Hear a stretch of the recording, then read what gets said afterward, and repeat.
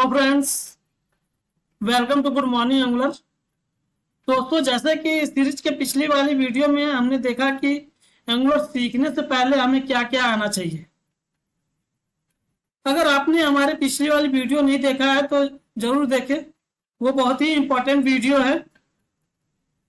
और आज की सीरीज में हम देखने वाले हैं कि एंगुलर में मेन बिल्डिंग ब्लॉक कौन कौन सा है।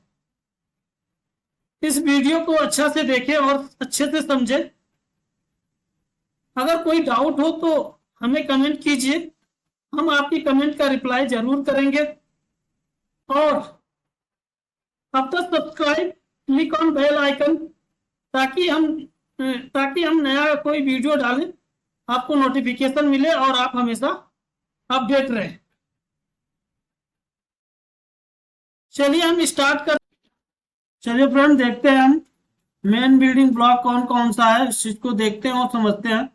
ब्रीफ में इसको समझने की कोशिश करते हैं। और जब हम एक एक एक एक एक एक मॉड्यूल के एक एक वीडियो बनाऊंगा, उसमें बेहतर तरीके से समझाऊंगा, तो विद प्रैक्टिकल के साथ। तो इस चीज को हम समझने की कोशिश करते हैं कि main building block of N angular application. Basically इसको हम पढ़ के बताते हैं, उसके बाद से आगे बढ़ते हैं। The main building block of N angular application are essential components that work together to create a structure and organized front-end web application. Here's a brief description of these building blocks. Basically, ये main building block क्या करता है, वो create करता है structured and organised front end web application. ये proper structure और organised front end web application create करता है मेन बिल्डिंग ब्लॉक। इसमें होता कौन कौन सा है, ये चीज हम समझते हैं। कुछ हमारे पॉइंट है, 8 पॉइंट है जो इंपॉर्टेंट है। जैसे मॉड्यूल है, कंपोनेंट है, टेम्पलेट है, मेटा डाटा है, डाटा बाइंडिंग है, डायरेक्टिव है, सर्विस है और डिपेंडेंसी इंजेक्शन। ये हमारे मेन बिल्डिंग ब्लॉक है एंगुलर के, जो एंगुलर में एप्लीकेशन बनाने में हेल्प करते हैं। These building blocks work together to create a well-structured and maintainable Angular application। और आगे समझते हैं कि मॉड्यूल क्या होता है। बेसिकली मॉड्यूल हम कोई भी नया प्रोजेक्ट क्रिएट करते हैं तो एक मॉड्यूल जरूर उसके साथ क्रिएट होके आता है। एटलीस्ट वन मॉड्यूल तो रहता ही रहता है। तो मॉड्यूल को समझते हैं, मॉड्यूल होता क्या है। Module is a place where you can group the component, directive, pipe and service which are related to the application. Basically क्या है कि मॉड्यूल जो होता है वो क्या करता है कि वो एक तरह से प्लेस है जहां पे हम component, directive, pipe and service ये सब हम वहां पे इंपोर्ट करते हैं। Every Angular application has one root module. Every Angular application has one root module। अभी मैंने बताया ना कि हम जब भी प्रोजेक्ट क्रिएट करते हैं तो एक मॉड्यूल रूट जरूर होता है। और वो @ng मॉड्यूल के अंदर जब आप क्रिएट करोगे तो @ng मॉड्यूल के अंदर आपका डेकोरेटर और import export declaration, import export providers, bootstrap, ये सारी चीजें प्रोवाइड होता है जो जिसके अंदर आप चीजें इंपोर्ट करके यूज करते हैं। जैसे हम इसका पिक्चर्स दिखा देते हैं, जो हमारा मॉड्यूल होता है कैसा होता है। ये जैसे @ng मॉड्यूल है, ये एक मॉड्यूल है। इसके अंदर सारी चीजें आती है, जैसे डिक्लेरेशन हो गया, इंपोर्ट हो गया, एक्सपोर्ट भी होता है, वो कस्टम हम लिखते हैं, और बूटस्ट्रैप हो गया, प्रोवाइडर्स हो गया। तो बेसिकली ये सारे चीजें जब आप एक मॉड्यूल, जब आप कोई कंपोनेंट क्रिएट करोगे तो एटलीस्ट वन मॉड्यूल क्रिएट होके आता है जिसका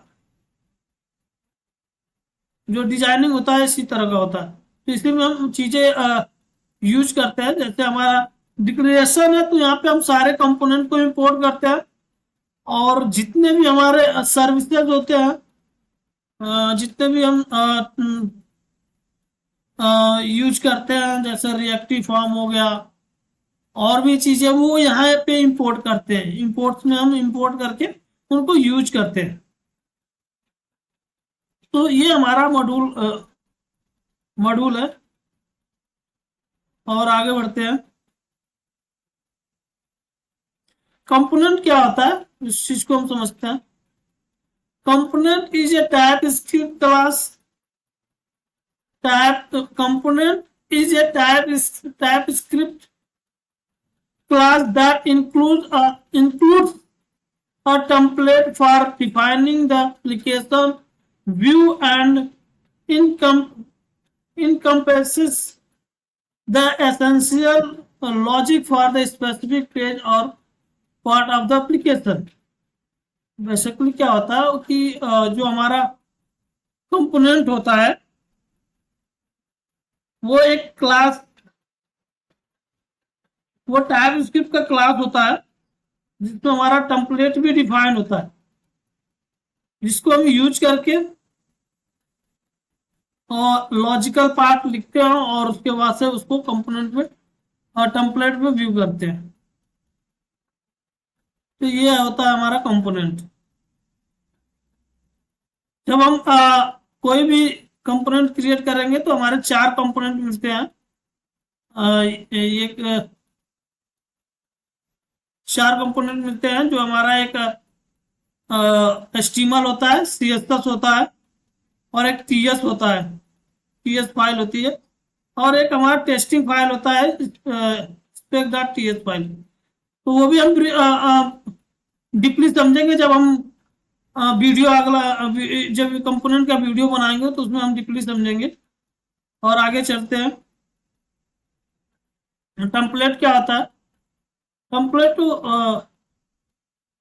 template is HTML view of angular. अभी हमने बताया कि हम कंपोनेंट में ही जो क्रिएट करते हैं वो हम टेम्पलेट भी, कंपोनेंट ही एक ऐसे टेम्पलेट होता है जिसको हम यूज करते हैं। सर्विस आते हैं, सर्विस को समझते हैं। सर्विस क्या है। Angular service is a class use to encapsulate and provide the specific function or data sharing logic that can share cross multiple component। Basically क्या है कि सर्विस जो होता है ये क्या होता है कि ये एक तरह से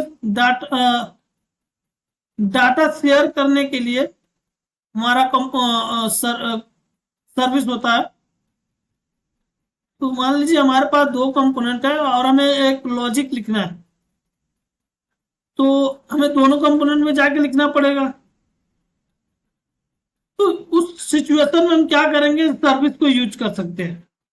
सर्विस को यूज करके हम क्या कर सकते हैं कि कहीं हमने एक सर्विस बनाया, वहां पे हमने अपना कोई लॉजिक्स लिखा, कोई भी एपीआई कॉल किया, या कोई भी फंक्शन, कोई भी बिजनेस लॉजिक लिखा, और वहां पे अब उसको हम दोनों पे यूटिलाइज कर लेंगे विथ इंजेक्ट करके कंस्ट्रक्टर में। तो हमारा एक तरह से सर्विस क्या होता है कि ये मल्टीपल कंपोनेंट में यूज कर सकते हैं, और ये रीयूजेबल कोड और रीयूजेबल होता है, रीयूजेबल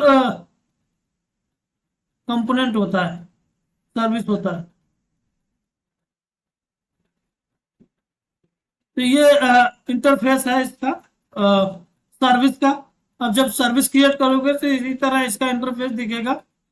इंजेक्टेबल ऊपर हमारा इंपोर्ट होगा कोर फाइल से इंजेक्टेबल, उसके अंदर हमारा प्रोवाइडर इन करके है रहेगा और रूट डिफाइन होगा। तो ये हम चीजें जब सर्विस वाले कंपोनेंट पे हम आएंगे तो ये बेहतर समझेंगे, क्योंकि हम अभी ब्रीफ में आपको बता रहे हैं, तो हम बस इतना चीजें दिखा रहे हैं ताकि आपको अवेयरनेस हो इन चीजों से, और उसके बाद से हम आगे बात करेंगे। चलिए हम नेक्स्ट देखते हैं डायरेक्टिव क्या होता है। बेसिकली डायरेक्टिव तो अगर सिंपल मेथड में बोला जाए तो ये क्या करता है कि आपके डोम के बिहेवियर को चेंज कर देता है, उसके डोम के बिहेवियर को चेंज कर देता है। बेसिकली क्या करता है कि आप जो भी देखते हो वो फ्रंट एंड पे उसके बिहेवियर को चेंज करता है, कलर चेंज करना, कोई इवेंट परफॉर्मेंस करना, और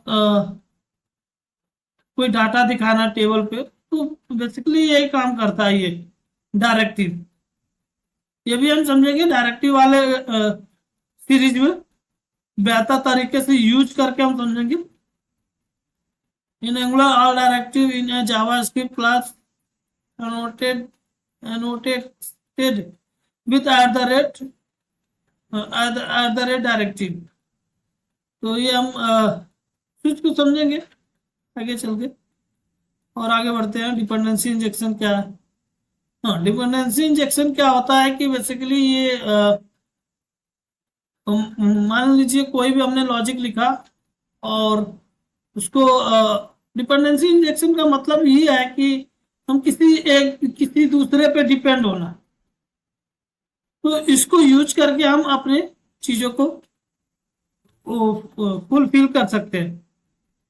मान लीजिए हमने सर्विस बनाई और उसको उसमें हमने लॉजिक लिखा, अब उसको यूज करने के लिए हम उसको यूज करने के लिए हमें कंपोनेंट में जाना पड़ेगा, तो उसको इंजेक्ट करना पड़ेगा, तब इसके बिजनेस को हम यूटिलाइज कर सकते हैं।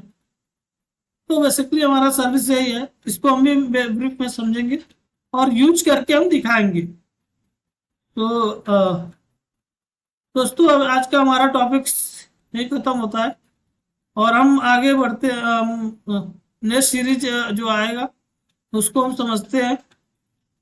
तो धन्यवाद दोस्त, प्लीज लाइक करें, सब्सक्राइब करें, ताकि हमारा कोई भी नया वीडियो डालूं आपको नोटिफिकेशन मिले और हमेशा आप अपडेट रहें। धन्यवाद, थैंक यू।